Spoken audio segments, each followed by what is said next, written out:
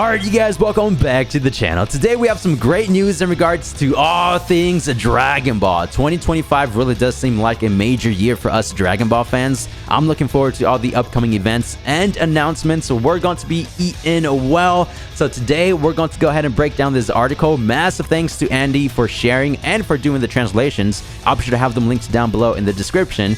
Yesterday on January 1st, Akio Iyoku, who's the executive producer of the Dragon Ball anime, the Dragon Ball video games, and other things as well, appeared on the all-night Nippon broadcast, which, if you don't know what that is, it's a very popular Japanese late-night radio program.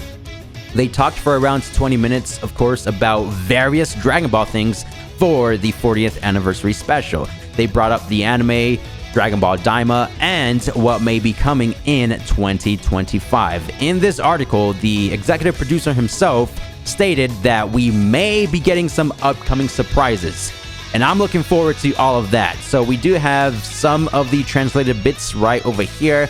I find this extremely interesting, you know, not just about the reveals, but other behind the scenes info as well. So starting at the very top, his job as executive producer, basically about the anime series as a whole, but he is also involved with other projects, including games, which I said earlier, or thinking about stuff like how to proceed with the story moving forward. Pretty cool. Favorite two characters. Again, these are just things that they talked about during the 20-minute broadcast. Piccolo and Korin. Just a bit sad Korin doesn't get much screen time recently, as everyone mostly just goes to the palace. Ain't that the truth? They need the sensus. Shout out to Korin, man. The main character for real. With everyone getting stronger, Iyoku was thinking about what to do with Piccolo, so he consulted with Toriyama, and so Superhero came about. Oh, that is interesting. So basically, the superhero movie was born / made because of the GOAT Piccolo himself. They wanted to make Piccolo a lot stronger because the rest of the cast characters, you know, getting the God forms, the blue forms, Ultra Instinct, like what the heck? They're leaving Piccolo in the dust. So they consulted, say, hey, what are we doing with Piccolo over here? He's slacking. They gave him 2 additional forms. Let's go. I mean, we knew that, but not the backstory. While being confident about knowing everything about Dragon Ball, he would probably fail if it comes to a quiz. Hey, me too. Me too.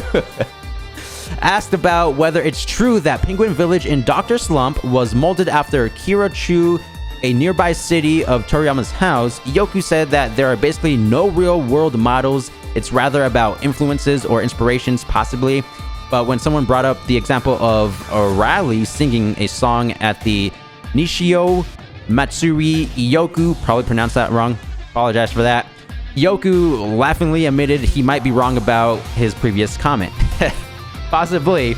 Iyoku is aware about the crazy Dragon Ball fandom abroad as he went to Dragon Ball events outside of Japan. Asked about which cosplay he noticed the most abroad, it's of course Goku, yep, the main character, or at least people wearing his dogi.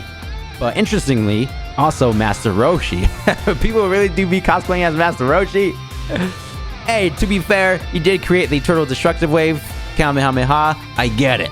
So next, we do have a response about the Dragon Ball games. Talked about the difficulty of making new Dragon Ball games. It's not just like, hey, let's make it and it will be ready next year. Realistically, it can take up to 3 or 5 years, so it's sometimes better to also make DLCs, such as with Kakarot, to keep people engaged. Yeah, it's been confirmed that Sparking Zero, developed by Spike Chunsoft, was in production for about 5+ years, something crazy like that. So, as I said in yesterday's video, you know how everybody wants Dragon Ball Xenoverse 3? Hey, maybe they are working on that behind the scenes, and at the same time, they're dropping DLCs for Xenoverse 2. That's like the best case scenario, right? Because I'm so looking forward to Xenoverse 3. He says Daima is a good return point for old fans, but with Little Goku and friends, also for new fans with a different setting comparing to recent Dragon Ball Super works. Makes sense. You know, the anime, the different movies. The red characters in the Daima episode titles have some kind of meaning, something to think about, but Iyoku cannot say anything more yet. Alright, that's interesting. The red characters in the Daima episodes? Let me know if you guys know what Iyoku's referring to. Instead of just making one character small, they thought it would be more fun making everyone small when they get together after the Boo event. So again, just more responses in regards to Dragon Ball Daima. When Nozawa did the Kamehameha pose at Jump Festa, Iyoku felt like the entire venue would break, assuring she is in good shape. Dude, legend. Nozawa the legend for sure. Iyoku cannot talk about when the final episode will air or how long it will go on. Ooh, so I think there's this rumor so far in regards to the Daima episodes. It's been said that there's going to be about 20 episodes, so 8 more because episode 12 just ended.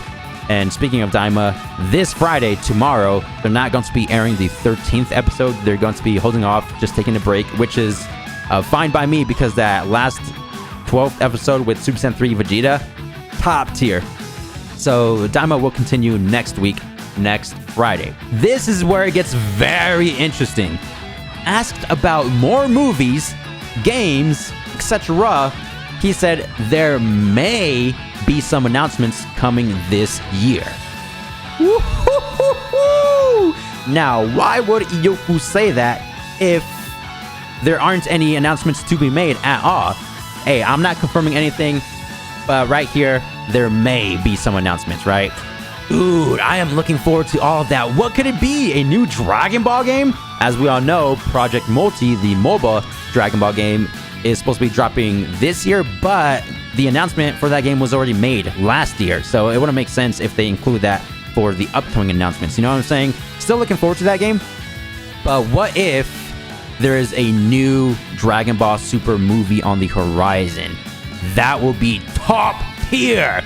Super Broly, superhero, great Dragon Ball Super movies. I want to see them finally canonizing Cooler. Is that a word? Canonizing? I want them to, include Cooler in the canon world. He needs his canon debut. Imagine if they bring back Cooler and create this movie around him. There might be this Cooler versus Frieza team up. They could potentially fuse. Vegeta versus Goku, they fuse. That's most likely not going to happen, but imagine.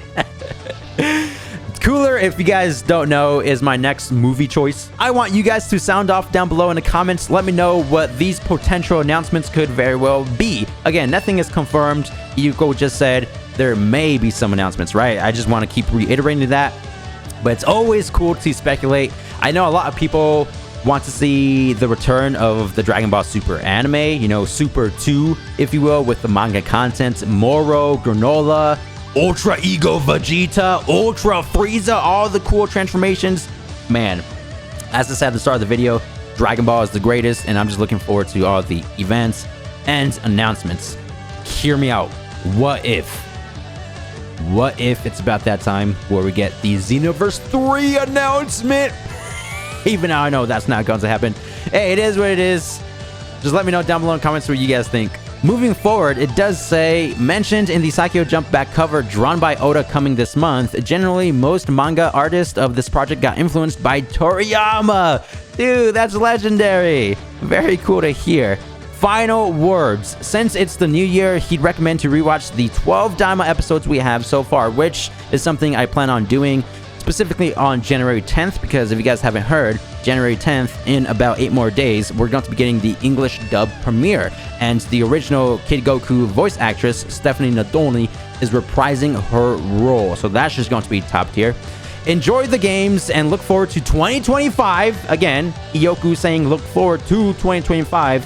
Host goes, there's something, right? Okay, so the host is speaking to Iyoku saying there's something for 2025, right? And Iyoku goes, something, ...